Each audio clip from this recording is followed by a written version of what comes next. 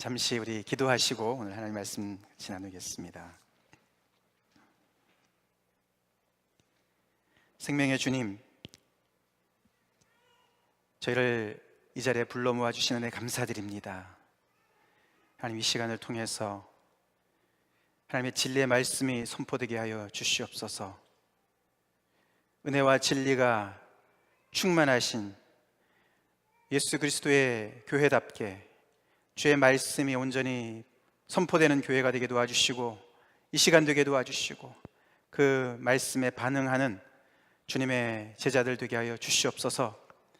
하나님, 저희가 이 시간을 통해서 주님을 온전히 더 알아가게 도와주시고, 분명히 알아가게 도와주시고, 들은 말씀이 우리의 마음을 움직이고 우리의 손발을 움직이고, 아버지, 우리의 삶을 변화시키는 능력의 말씀으로 주님 축복하여 주시옵소서.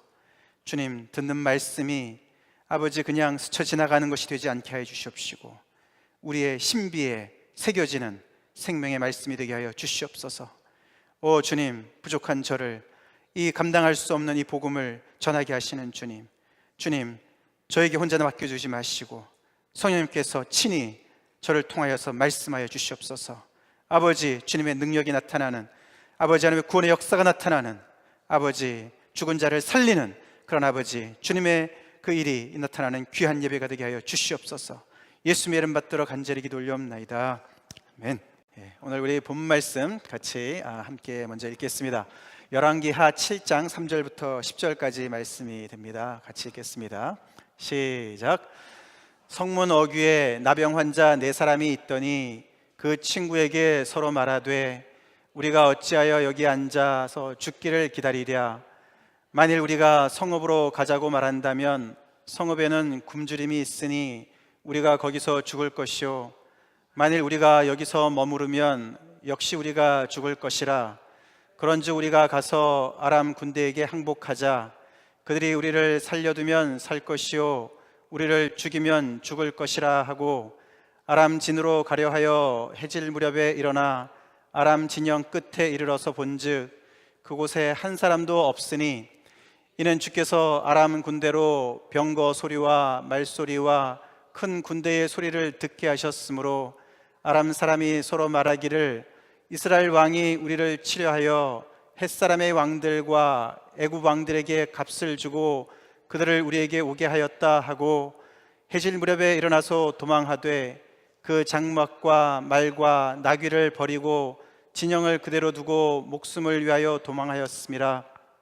그 나병 환자들이 진영 끝에 이르자 한 장막에 들어가서 먹고 마시고 거기서 은과 금과 의복을 가지고 가서 감추고, 다시 와서 다른 장막에 들어가 거기서도 가지고 가서 감추니라. 나병 환자들이 그 친구에게 서로 말하되, 우리가 이렇게 해서는 아니 되겠도다. 오늘은 아름다운 소식이 있는 날이거늘 우리가 침묵하고 있도다. 만일 밝은 아침까지 기다리면 벌이 우리에게 미칠지니 이제 떠나 왕궁에 가서 알리자 하고, 가서 성읍 문지기를 불러 그들에게 말하여 이르되, 우리가 아람 진에 이르러서 보니 거기에 한 사람도 없고 사람의 소리도 없고 오직 말과 나귀만 매어 있고 장막들이 그대로 있더이다 하는지라. 아멘. 오늘 이 말씀을 본문으로 침묵은 벌이란 제목으로 말씀을 증거하기 원합니다.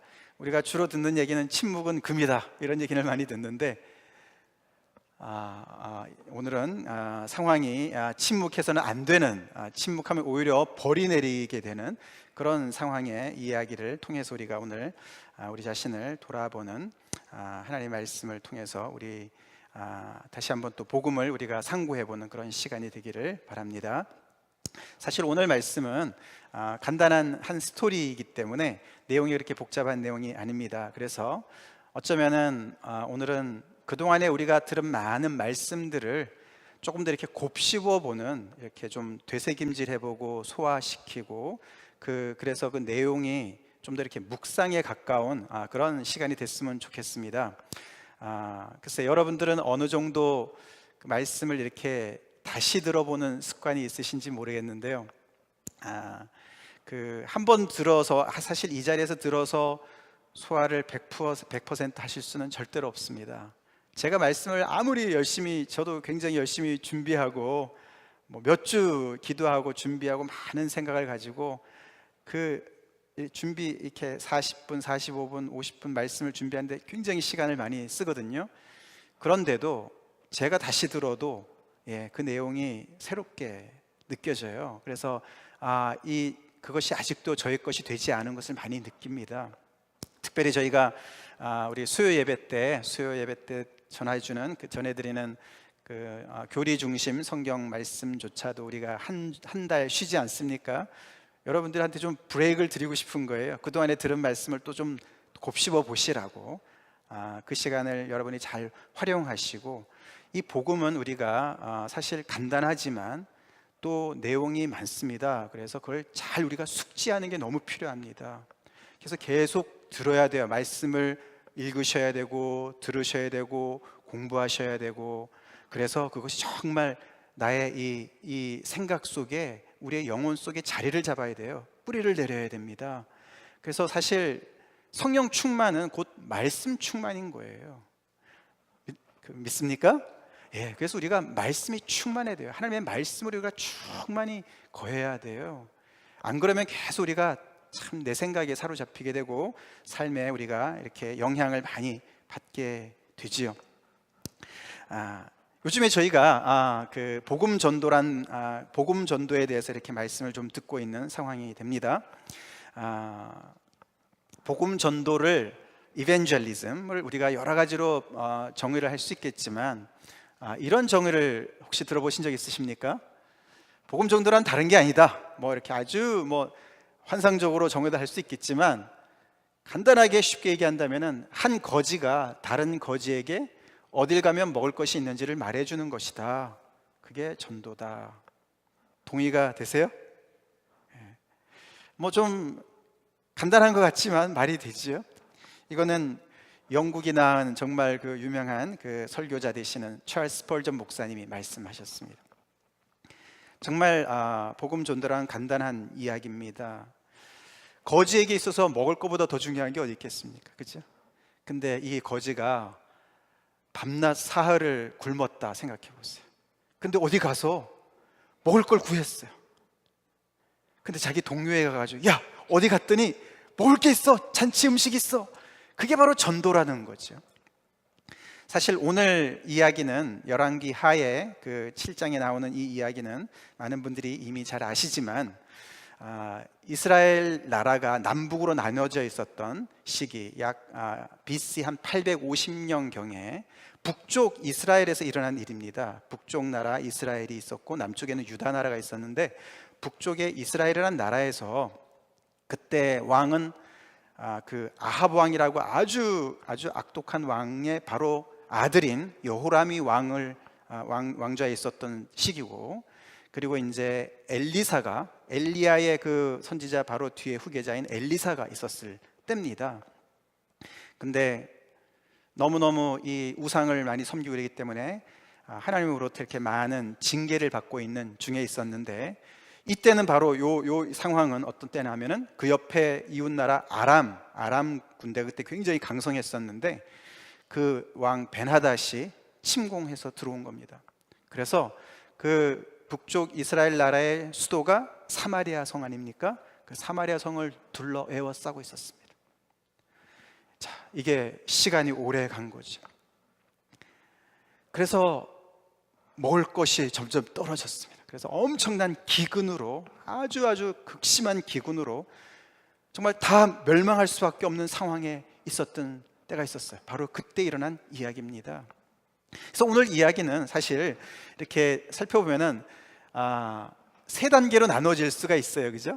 처음에는 엄청나게 비참한 현실이 이제 맞닥뜨려지는 건데, 오늘의 주인공은 우리 그 나병 환자 네 사람이 그 성 안에는 못 들어가고 밖에서 성 어귀에서 있었던 거죠. 자, 그러니까 안에서도 지금 먹을 게 없는데 나병 환자들한테 줄 게 있겠습니까? 그러니까 그들도 진짜 죽게 생겼죠. 너무너무 비참한 현실이 지금 벌어지고 있는 상황입니다. 우리가 그 오늘 본문 앞에 6장에 보면은 이런 말이 나옵니다.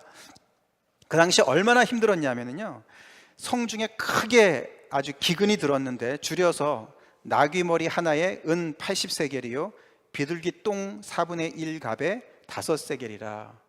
비둘기 똥까지도 팔아서 먹어야 되는, 그걸 사서 먹어야 되는, 그 정도로 먹을 것이 하나도 없는 상황입니다. 근데 그보다도 더 엄청난 일이 일어나는데, 어떤 여인이 왕한테 도와달라고, 우리를 도와달라고 요청을 하니까 그 왕이, 여호람이 그렇게 얘기합니다. 여호와께서 너를 돕지 아니하시면 내가 무엇으로 너를 돕겠느냐? 무슨 수로 지금 돕겠느냐? 지금 이렇게 엄청난 기근, 전쟁 중에 기근이 들어서 내가 뭐냐? 내가 하나님이냐? 어떻게 도우란 말이냐? 그렇게 얘기를 하니까 이 여인이 얘기하는 것이, 이 여인이 내게 이르기를 내 아들을 내놓아라. 서로 여인들이 서로 이제 얘기한 것입니다. 다른 여인이 아들을 내어놓아라. 우리가 오늘 먹고 내일은 내 아들을 먹자. 서로가 먹을 게 없어가지고요, 자기네 아들을 서로가 먹자는 거예요.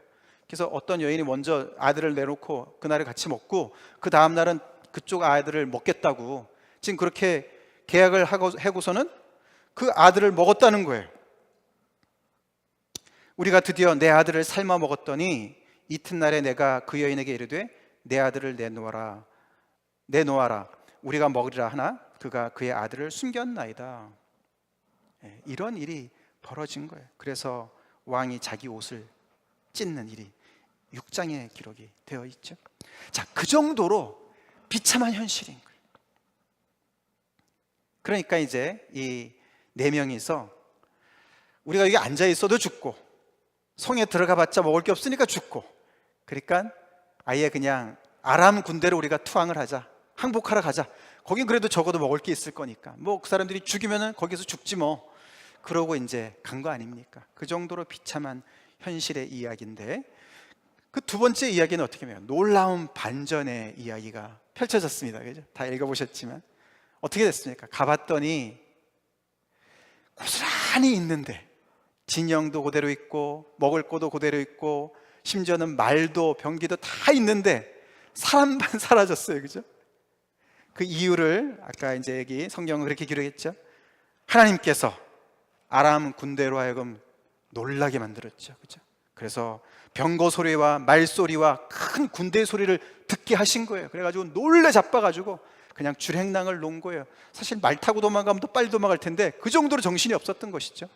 하나님께서 그들을 너무너무 그냥 기겁을 하게 만드셔가지고 그냥 걸어마 날 살려라고 다 도망을 쳐버린 것입니다. 그런 엄청난 반전이 이야기에 나와 있습니다. 어떻게 했습니까? 그렇기 때문에 그들은 거기 가서 죽기를 각오하고 갔는데 그들은 거기 가서 때 아닌 잔치상을 맞이하게 됐습니다.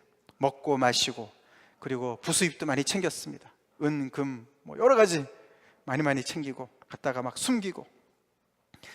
자, 그런 이야기인데 이들이 갑자기 이런 이야기를 하지 않습니까? 그 나병 환자들이 서로가 얘기하는 것이죠. 9절에 우리가 이렇게 해서는 아니 되겠도다. 이게 양심에 걸리는 거죠. 지금 걸릴만 한가요? 예, 오늘 사실 이야기는 굉장히 자연스러운 얘기예요. 그죠? 우리가 이 4명이라 하더라도 충분히 그렇게 할 것 같아요. 그죠? 자, 너무 일단은 배가 고파가지고 열심히 먹었는데 먹다 보니까 이제 어느 정도 배가 부르니까 생각이 나는 거죠. 그죠? 자기 가족들도 생각이 났을 거고, 거기 사마리아 성에 지금 그냥 완전히 포위당해가지고 쫄쫄 굶고 지금 오늘 내일 죽을 때만 기다리고 있는 사람들이 생각이 안 나면 인간이 아니죠. 그죠? 생각이 나는 거예요. 자, 근데 일단은 많이 챙기고 부수입도 챙겼는데 이러면 안 될 것 같은 거죠. 자, 오늘은 아름다운 소식이 있는 날이거늘 우리가 침묵하고 있도다. 만일 밝은 아침까지 기다리면 벌이 우리에게 미칠지니 이제 떠나 왕궁에 가서 알리자. 자, 이런 상황에서 침묵하는 것은 벌받아 마땅하겠죠. 이해가 되죠? 그래서 오늘은 침묵은 금이 아닙니다. 이 사람들이 만약에 침묵하고 거기서 그냥 계속해서 하루고 이틀이고 지냈다면 이들의 고백대로 정말 하나님께 벌을 받았을지도 모르겠습니다. 이들이 그래서 왕궁에 가서 알렸고 문지기한테 얘기를 했고, 그 문지기가 또 가서 다른 사람들한테 얘기하면서 사실 그 뒤에 이야기는 계속 진정이 됩니다. 여호람은 믿지 않았습니다. 똑똑한 척 하지요. 그들의 작전이야, 가지마 막 이랬는데 그래도 가보자고. 그래서 가봤더니 정말인 거예요. 그래서 그들이 다 그 어려움에서 해방이 되는, 하나님의 그 간섭을 통해서 놀랍게 구원을 받는 이야기가 7장에 기록이 되어 있습니다. 자, 이 이야기가 오늘 아까 찰스 스펄전의 목사님의 그 이야기랑 연결이 되죠. 한 거지가 자기가 먹을 것을 구했다면 다른 거지한테 가서 얘기를 해주는 게 맞다는 것이죠. 그렇죠? 안 그러면은 문제가 많습니다. 사실 오늘 이 이야기는 자연스러운 이야기가 굉장히 현실적인 이야기이기 때문에 그렇습니다. 그렇죠? 현실적이잖아요. 그렇죠? 전쟁이 발발해서 그냥 포위를 당해서 죽는 거예요. 아무리 왕이라 해도 먹을 게 없는데 어떻게 해요? 그죠? 이제 곧 죽게 돼 있는 상황이죠. 기근이 들어서 먹을 것이 없어서 죽게 돼 있어요. 우리의 이 목숨과 연결이 되는 아주 구체적이고 실질적인 현실적인 문제입니다. 근데 그 현실적인 문제가 놀랍게 기적적으로 해결이 된 거잖아요. 그죠? 그래서 그 풍성한 재물을 함께 나누자고 얘기하는 것은 너무너무 자연스러운데, 이것과 우리 복음과 연결을 시켜볼 때 과연 정말 우리 믿는 사람들이 고백하듯이, 이야기하듯이, 우리가 여기 오늘 이 상황처럼 내가 죽을 수밖에 없었던 죄인이었는데 내가 예수 그리스도를 믿음으로 말미암아 영생의 복을 받게 되었다, 그러니까 너도 믿어야 돼 라고 얘기하는 것은 어떻게 해요? 그렇게 자연스러워 보이지를 않은 거예요. 그게 자연스러워야 되는데, 그렇죠? 그게 자연스러운 우리의 삶이어야 되거든요.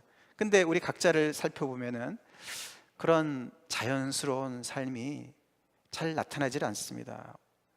어떤 때는 정말 우리가 이런 말씀을 통해서 다시 한번 우리가 어떤 의무감을 정말 우리가 또 느껴야 될 때도 있고. 자, 왜 그럴까요? 그거는 우리가 이 복음이 오늘 이 이야기만큼 현실적인 이야기가 아니라고 생각을 해서 그런가요? 너무 영적인 이야기니까. 맞죠? 그죠? 우리가 예수님 안 믿는다고 굶어 죽는 거 아니잖아요. 그죠? 지금 막 전쟁이 나가지고 지금 안 그러면 예수 안 믿으면 금방 죽을 것 같아, 그런 상황은 아니잖아요. 그죠? 그래서 사실 그런 부분에 어려움이 있긴 합니다. 그러나 오늘 이 부분을 우리가 잘 생각해야 되는 거예요. 우리가 믿는 복음이 얼마나 현실적인 건가? 이게 정말 현실적인 겁니까? 이걸 우리가 고민해 봐야 돼요. 이 복음은 나에게 있어서 얼마나 현실적인 것인가? 그냥 영적인 일이기 때문에 내가 먹고 사는 일하고는 별로 상관이 없다, 뭐 약간은 상관이 있을지 몰라도 그렇게 상관은 없다, 아니면은 죽어서나 상관이 있을지 모르는 일이다, 이런 생각을 하고 있으면 우리는 절대로 다른 사람에게, 다른 사람을 바더를 하면서까지, 방해를 하면서까지, 다른 사람의 어떤 그 싫은 소리를 들으면서까지 우리는 예수를 전할 리가 없습니다. 이 오늘 이 3단계랑 우리가 이제 복음을 조금 살펴볼 때, 이 성경은, 하나님의 말씀은, 또 우리 예수 그리스도를 믿는 사람들은 우리가 인간이 처해 있는 현실이 지금 이 이스라엘 백성들이 처해 있는 현실만큼이나 현실적으로 비참하다는 것을 성경은 이야기하고, 그것을 우리는 믿는 사람들이어야 합니다. 이것만큼이나 비참한 것이 아니라 이것보다 훨씬 더 비참한 것이 우리 인간의 현실이다, 그것을 성경이 주장하고 있고 믿는 사람들은 그것을 믿다고, 그게 옳다고, 아멘이라고 화답하는 사람들인 거예요. 맞습니까? 맞습니까? 지금 이 이스라엘 백성들이 처해 있는 게 절체절명의 상황인 거예요. 왕조차도 어떻게 할 수 없는 상황인 거예요. 근데 우리 인간이 처해 있는 현실이 어떤 상황이길래 이것보다도, 이 절체절명의 상황보다도 더 엄청나게 문제가 있는 상황이라고 이야기를 하는 건가? 우리가 지난 1년 전에 제가 한 5월쯤에 이 에베소서 말씀을 그때 간략간략하게 전달했지만, 우리 이 부분을 한번 같이 읽어보길 원합니다. 이것이 우리 인간이 처해 있는 현실을 성경에서 곳곳에서 다 주장하고 있지만, 증거하고 있지만, 이 부분이 약간 더 집약적으로 나와 있기 때문에 이 부분을 선택했습니다. 같이 한번 읽어보겠습니다. 시작. 그는 허물과 죄로 죽었던 너희를 살리셨도다. 그때의 너희는 그 가운데서 행하여 이 세상 풍조를 따르고 공중의 권세 잡은 자를 따랐으니 곧 지금 불순종의 아들들 가운데서 역사하는 영이라. 전에는 우리도 다 그 가운데서 우리 육체의 욕심을 따라 지내며 육체와 마음에 원하는 것을 하여 다른 이들과 같이 본질상 진노의 자녀이었더니. 성경은 우리 모두가 다, 우리도 다, 우리 모두가, 인류 모두가 진노의 자녀라고 얘기를 하고 있습니다. 그것도 본질상 진노의 자녀라고 얘기를 하고 있습니다. 이게 성경이 사람을 보는 눈이에요. 하나님이 사람을 보는 눈이에요. 여기에 동의를 안 하셔도 할 수 없어요. 이건 하나님께서 보시는 눈이에요. 하나님께서 판단하시는 눈이에요. 이 진노는 하나님의 진노를 얘기하는 거예요. 하나님은 사랑이시기도 하시지만 공의로우시고 거룩하신 분이신 거예요. 그 공의와 거룩이 의롭게 나타나는 것이 진노인 거예요. 하나님의 진노라는 것은 그냥 미성숙한 어떤 그런 그냥 그 자기의 기분에 따라서, 어떤 변덕에 따라서 막 분노를 나타내는 것이 절대로 아닙니다. 하나님의 진노는 너무나도 적합하고 확실하고 옳은 것이죠. 그래서 이게 성경이 보는 이야기예요. 그래서 지금 우리가 살아있지만은, 지금 목숨이 붙어있지만은, 우리 육신의 생명이 있지만은 우리가 죽었다고 얘기를 해요. 허물과 죄로 죽었다고 얘기를 해요. 성경은 하나님은 생명이고 사망은 죄의 싹시라고 얘기를 해요. 하나님은 빛이라고 얘기를 하고 죄는 어둠이라고 얘기를 해요.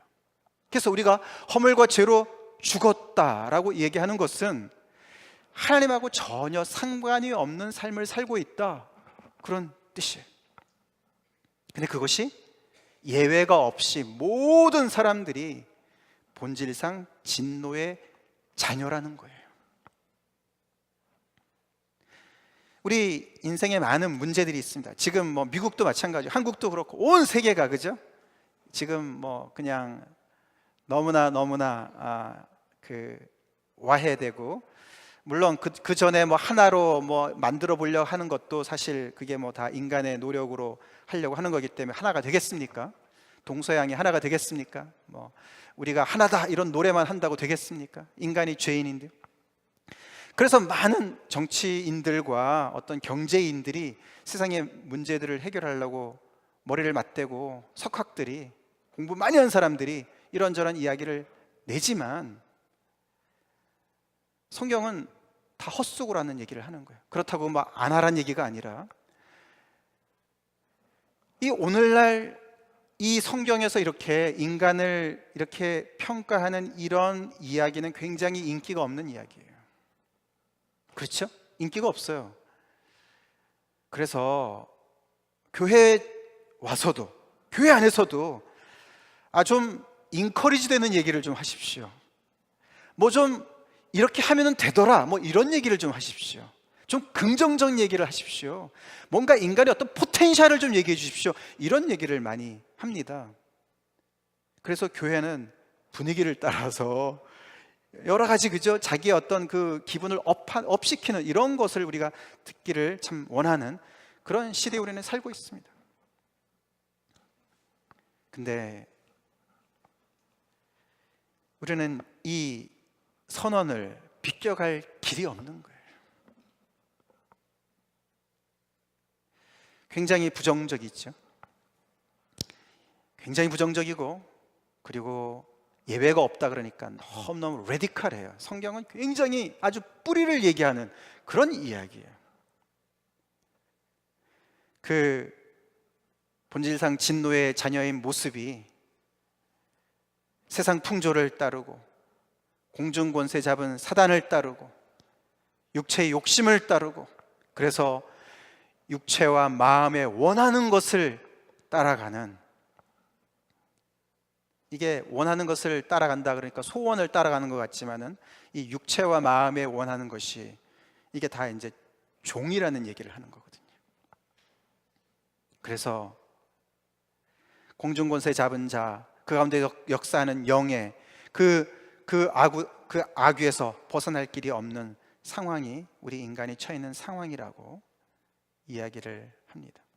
다시 말해서 우리 인간이 비참한 현실에 놓여 있는 이유는 먹을 게 부족해서도 아니고, 하나님과 지금 전쟁 중에 있는 거예요. 이스라엘 백성들은 아람 군대와 전쟁 중에 있어서 포위를 당해 있지만, 우리 죄인들은 하나님으로부터 포위를 당해 있는 상황이라고 생각을 하시면 돼요. 하나님과 전쟁 중에 있어요. 인간이 조물주와 전쟁에서 이길 수가 있겠습니까? 이게 진노의 자녀라는 뜻이에요. 하나님을 어겨서. 그래서 죄라는 것은 굉장히 적극적인 모습을 띠는 거예요. 내가 몰라서 그랬어 이런 것도 있지만은요, 성경의 이 이야기는요, 아까도 봤잖아요, 그죠? 여기도 보면은 불순종의 아들들이다, 그런 표현이 나와요. 하나님께 불순종을 하는 거예요. 순종의 반대를 그냥 꾸역꾸역 하는 거예요. 그래서 인간의 모든 문제가 이 영적으로는 이미 죽어있는 상황 속에서 나타나는 많은 일들이 결국은 그 육체와 마음에 자기의 원하는 대로 모든 사람들이 100이면 100, 모든 사람들이 자기가 원하는 대로 살려고 하니까 어떻게 그 사회에 평강이 있겠으며, 그죠? 어떻게 그 안에 용서가 있고 이해가 있고 양보가 있고 하나됨이 있겠냐고요. 그래서 현대 아무리 과학이 발달하고 뭐 학문이 많이 발달하고 그런다 하더라도 인간의 문제는 여전히 그 자리에 있는 이유가 바로 이 인간의, 우리 각자의 이 문제를 간구하기 때문에 나타나는 현상이죠. 그렇죠? 여기서 우리는 인간이 처해 있는 문제는 한 가지 문제라는 것을 우리는 알아야 돼요. 한 가지 문제예요. 우리 각자가 처해 있는 많은 문제들은 다양하지만 결국 근본적인 문제는 딱 하나예요. 그것은 하나님과 내가 적이 되어서 살고 있는 상태예요. 이것이 단순히 영적인 이야기만이 아닙니다. 사실 영적이란 말은 우리 모두를 다 포함하는 것이에요. 우리 현실적인 걸 다 포함하는 말이에요. 현실적인 거 당연히 현실적이죠. 내가 육체에 원하는 대로 살아보세요. 마음이 원하는 대로만 살아보세요. 현실적으로 금방 나타나지 않습니까? 그렇죠? 집에서도 그냥 분란이 끊임없지요. 현실적이에요. 이거는 굉장히 현실적인 얘기죠. 나라와 나라의 관계에서도 현실적인 이야기죠. 결국은 하나님을 떠나서 하나님을 등지고 살아가는 인간의 이 모두가 한 사람도 예외가 없이 본질상 이거는 태어날 때부터 그런 뜻이에요. 아담의 후예로서요. 아담이 죄를 범함으로 말미암아 죄가 들어오고 사망에 들어온 그것을 그대로 우리의 대표자인 아담이 범한 그 모든 것을 우리는 그대로 다 물려받았기 때문에 본질상 진노의 자녀인 거예요. 우리가 이것을 정말 인류의 가장 근본적인 문제로 보느냐, 또 나의 문제가 바로 그것이라고 믿느냐. 성령이 지금도 역사하시고 오늘 이 진리의 말씀, 하나님의 말씀도 결국은 이것을 이야기하고 있는 것을 여러분 아시기 바랍니다. 이것을 깨닫는 것이 은혜인 거예요. 자, 이런 문제 속에서, 비참한 현실 속에서 놀라운 반전이 2장 4절에 나오죠. 그 바로 다음에 4절부터 7절까지 나오는데 같이 읽어보겠습니다. 이게 엄청난 복음 안에서의 반전이죠. 자, 그런 상황이 있었는데 같이 읽어보겠습니다. 시작. 긍휼이 풍성하신 하나님이 우리를 사랑하시는 그 큰 사랑을 인하여 허물로 죽은 우리를 그리스도와 함께 살리셨고 너희는 은혜로 구원을 받은 것이라. 또 함께 일으키사 그리스도 예수 안에서 함께 하늘에 앉히시니 이는 그리스도 예수 안에서 우리에게 자비하심으로써 그 은혜의 지극히 풍성함을 오는 여러 세대에 나타내려 하심이라. 아멘. 영어 성경에는 4절이 But God 이렇게 시작합니다. 여기는 이제 그 부정어가 그 위에 이제 걸려 있기 때문에 그냥 긍휼이 풍성하지로 시작하지만 그러나 하나님이 이렇게 시작합니다. 우리는 본질상 진노의 자녀로서 아무것도 내 스스로 할 수 있는 것이 아무것도 없는 포로 상태에 있는 죄의 포로가 되어 있고 하나님의 진노 아래에 있었던 우리의 그 상태에서 이스라엘 백성들도 아무것도 할 수 없었던 그런 상황에서 반전이 하나님으로부터 시작이 되었습니다. 우리 인간의 반전은 하나님으로부터 시작됩니다. 여러분의 인생의 진정한 반전은 하나님으로부터 시작되는 것을 꼭 믿으시기 바랍니다. 오늘 이 말씀 속에서 하나님이 일을 하신 거예요. 우리가 아까 우리 경섭 형제가 예배에 대해서 멘트를 하셨는데 그렇죠. 정말 우리는 예배를 드리러 온 사람들입니다. 예배자들입니다. 근데 진정한 예배가 어디서부터 출발을 할 것 같습니까? 에베소서 1장 여러분들 기억나신지 모르겠지만 곳곳에서 예배 드리는 고백이 나오죠. 이런 하나님께서 아무것도 할 수 없었던 진노의 대상이었던 나를 위해서 하나님께서 하신 그 일을 깨달을 때 참 예배가 나오는 줄로 믿습니다. 그때 그 고백이 터지는 거예요. 우리는 예배는 알아야 예배를 해요. 사마리아인들이 모르는 걸 예배했었어요. 근데 유대인들은 아는 것을 예배한다고 그랬어요. 우리가 구원을 제대로 알 때 참 예배가 나오는 줄로 믿습니다. 여러분 정말 예배자로 사십니까? 그거는요, 아까 같이 내가 어떠한 비참한 현실 속에 있었던 사람인가를 먼저 우리는 알아야 돼요. 그래서 복음은 항상 진노 얘기가 먼저 나온다고요. 하나님의 진노 얘기가 먼저 나와요. 얼마나 우리가 바닥에 떨어져 있었던 존재들인지를 먼저 이야기를 해요. 그 다음에 이런 엄청난 이야기가 나오는 거예요. 앞에 부분이 흐지부지 넘어가기 때문에 자꾸만 이 부분이 아무리 들어도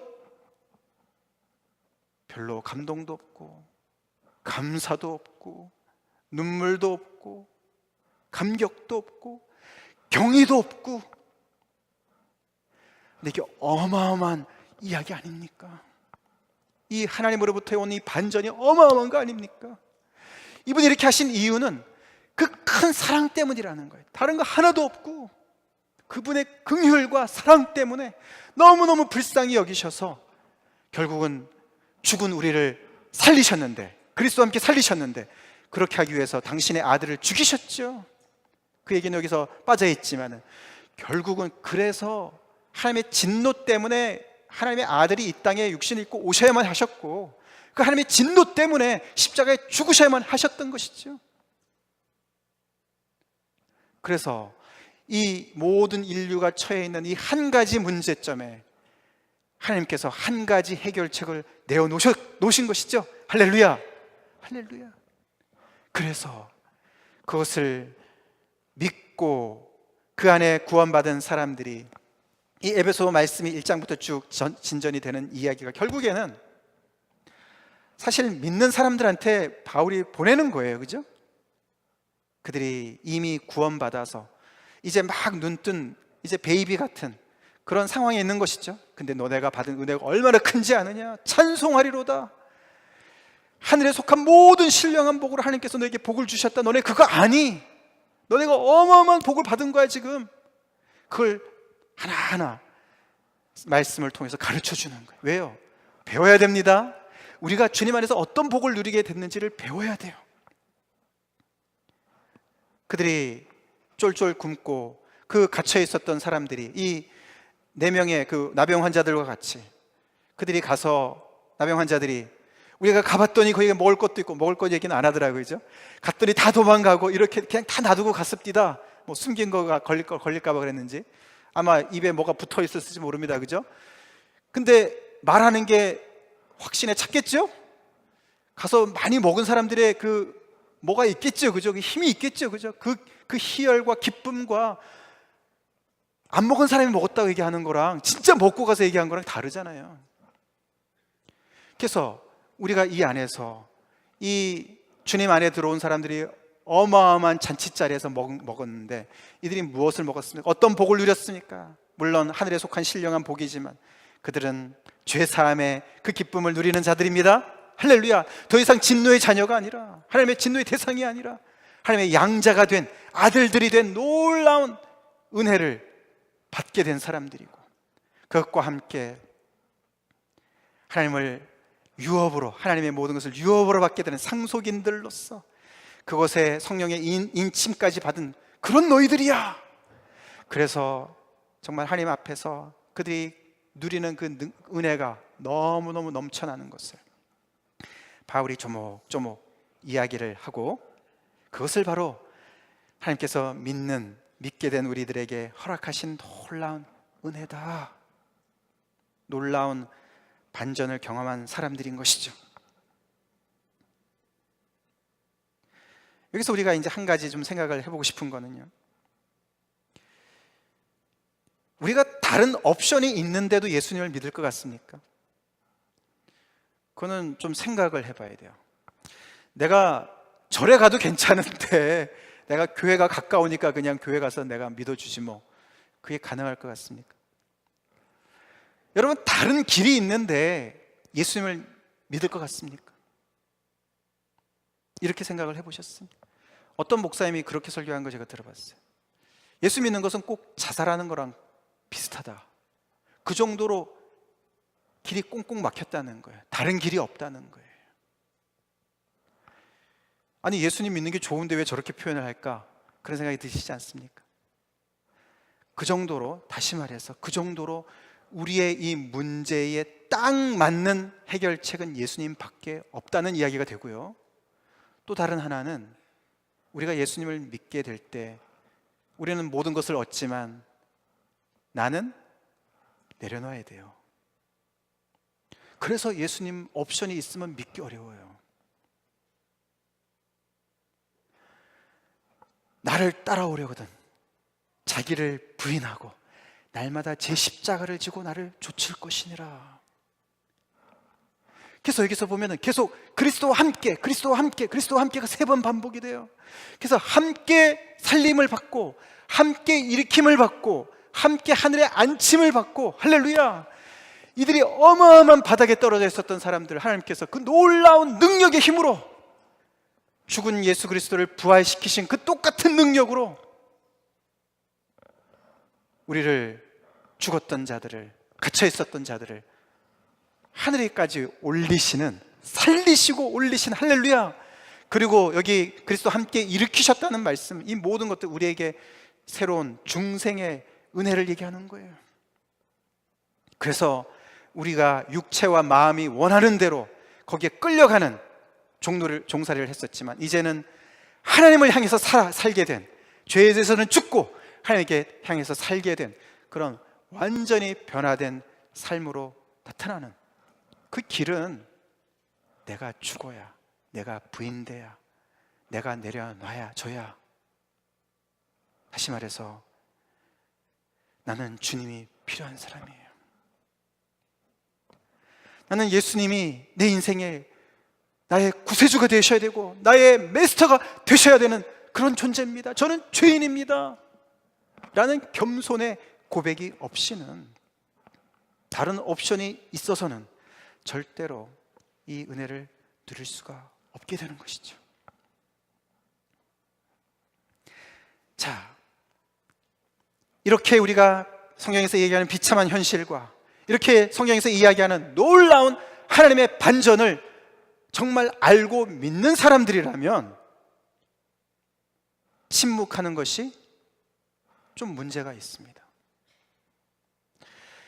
우리가 인류가 처해 있는 모든 상황이 아까 봤던 그것이 진짜로 그 인간이 처하는 현실이라고 정말 믿지 않던가, 아니면 내가 아직도 주님 안에서 경험하는 것들이 일천하던가, 뭐 성경은 얘기하는 것 같은데 내가 구체적으로 좀 정말 경험하거나 느끼거나 믿어서 정말 내 것이 되지 않았거나 뭔가 하여튼 문제가 있는 거예요.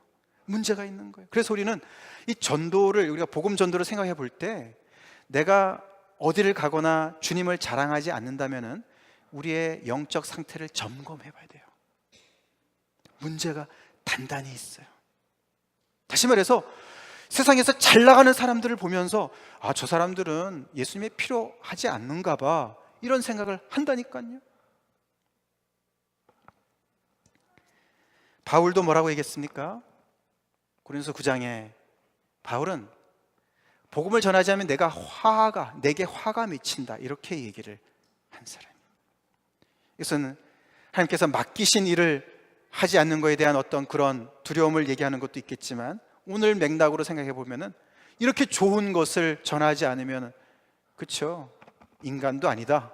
우리 이 4명을 사람을 볼 때, 그렇죠? 자, 그렇기 때문에 우리는 결론적으로, 우리는 다시 에베소서 말씀이 많이 오늘 나오는데, 이 바울의 이 기도가, 간절한 기도가 정말 우리는 필요합니다.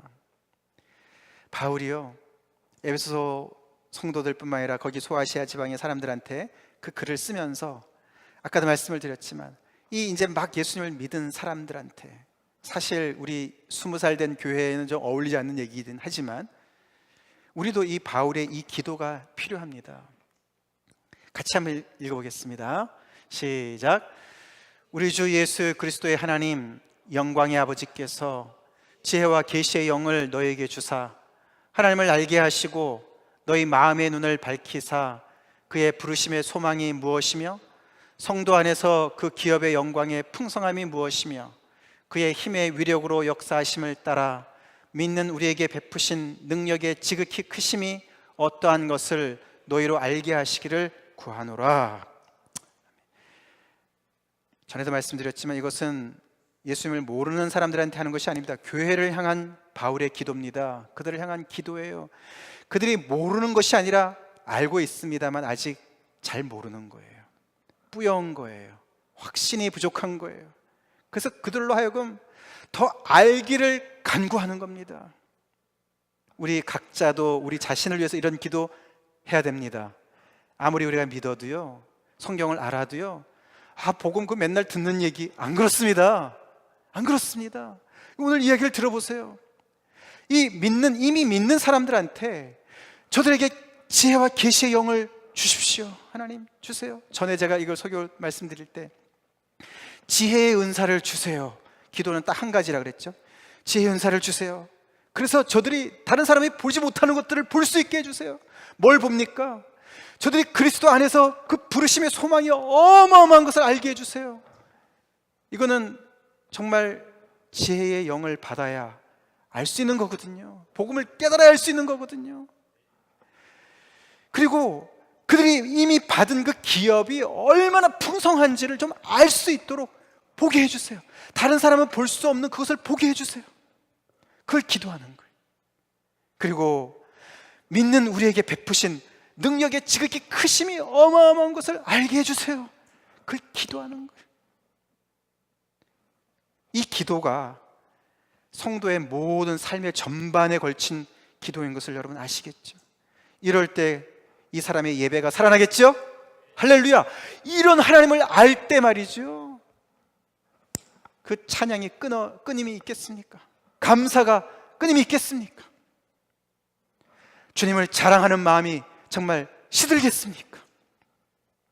그래서 바울이 이것을 기도하는 거예요.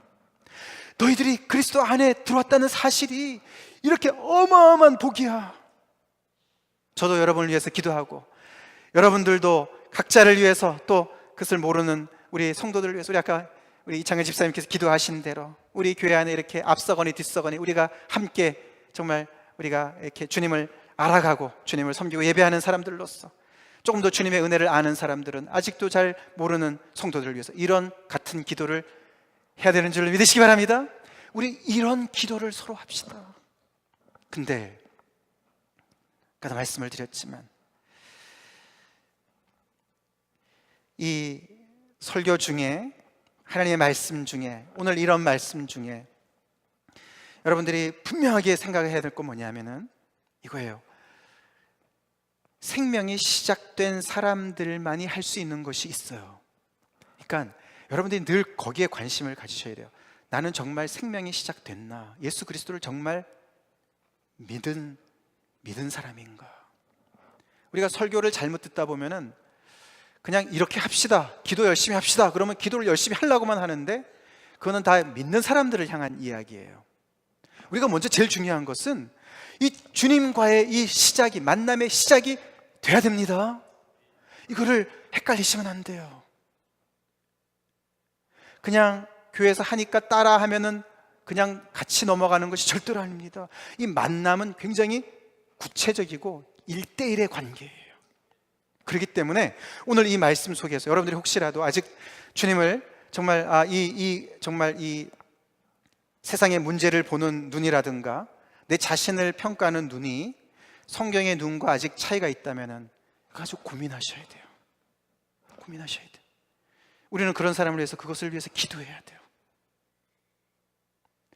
그래서 정말 우리 영의 눈이 띄어져서 우리가 본질상 진노의 자녀라는 것이, 물론 우리가 예수님 이걸 다 깨달아야만 예수 믿는다는 것은 절대로 아닙니다. 그러나 확실한 거는 내가 예수님이 필요한 존재구나, 그걸 알게 되는 것이죠. 성령의 도우심으로 알게 되는 것이죠. 그 다음에 우리가 주님 안에 들어와서 우리가 받은 그런 놀라운 은혜들을 하나하나 더 알아가면서 주님을 자랑하는 사람이 되겠죠. 시간이 갔기 때문에, 그래서 우리가 오늘 이 말씀을 통해서 다시 한번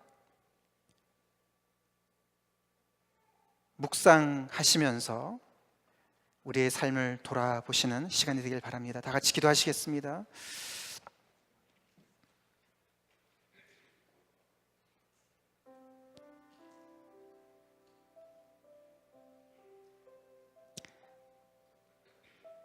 세상은 요란합니다.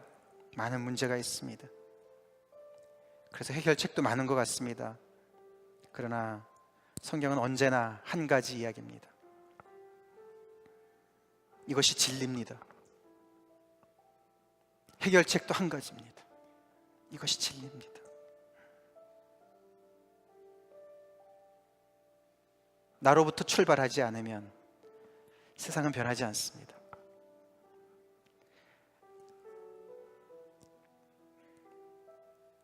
우리의 비참한 현실은 다른 그 어떤 것도 아닌 죄 때문입니다. 하나님의 진노 아래에 있기 때문에 오는 것입니다. 하나님이 이것을 가르쳐 주시고 또한 해결책도 내놓으셨습니다. 당신의 아들을 내주셨습니다. 그리고 멋지게 이미 해결하셨습니다. 그리고 지금도 그 비참한 현실에서 나오라고 놀라운 반전의 삶으로 초대하고 계십니다. 성령이 우리를 권고하십니다.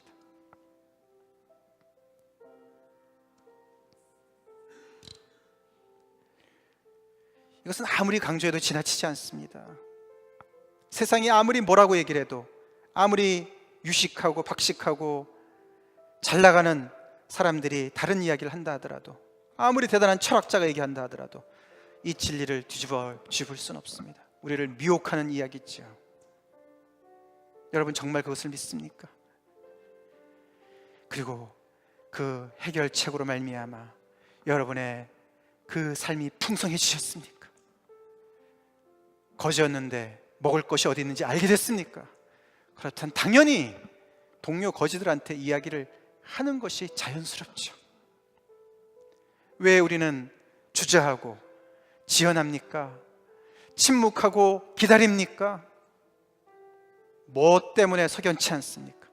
이것을 우리가 돌아보는 시간 되길 바랍니다. 한 주간이 되길 바랍니다. 그러시면서 여러분들 주변에 한 사람 한 사람을 위해서 기도하시고 입을 열어서 양식이 어디 있는지 말씀하시기 시작하시기 바랍니다. 다 같이 기도하시겠습니다. 우리 주 예수님의 아버지 하나님, 영광의 하나님, 저에게 지혜와 계시의 영을 주시옵소서. 그래서 아버지 하나님을 더욱더 알게 해주시옵소서. 저희의 눈이 띄어졌지만 더 밝아져서 하나님의 그 부르심의 소망을 더 알기를 간절히 소원합니다. 그리스도 안에서 우리에게 주신 그 기업의 영광의 풍성함을 더욱더 알기를 원합니다. 아버지, 그리고 우리를 그 멸망에서 건져내신 그 주님의 그 베푸신 능력의 지극히 크심을 더욱더 알기를 원합니다. 그래서 아버지, 저의 삶이 하나님을 향한 찬양이 되게 하시고 찬송이 되게 하시고 영광이 되게 하여 주시옵소서. 그 하나님을 날마다 가는 곳마다 만나는 사람마다 자랑하는 저희가 되게 하여 주시옵소서. 주님, 아버지, 그래서 이 세상의 문제는 하나이고 해결책도 하나인 이 참 진리를 아버지, 우리가 사는 동안 아버지 증거하며 살아가는 복된 저희가 되게 하여 주시옵소서. 예수님의 이름 받들어 간절히 기도 올려옵나이다. 아멘. 이제는 우리 주 예수 그리스도의 크신 은혜와 하나님 아버지의 극진하신 사랑하심과 성령의 교통 내주 임재하심이 오늘 말씀을 듣고 양식이 없어 주려 굶주리는 이웃들에게 주의 복음을 증거하기로 다시금 결단하며 주님 앞에 무릎 꿇어 또한 주님께서 주신 은혜를 더욱더 알기를 원하는 모든 성도들 머리 위에, 이 자리에 있는 모든 사람들 머리 위에 지금부터 영원토록 함께 하실 간절히 축원하옵나이다. 아멘.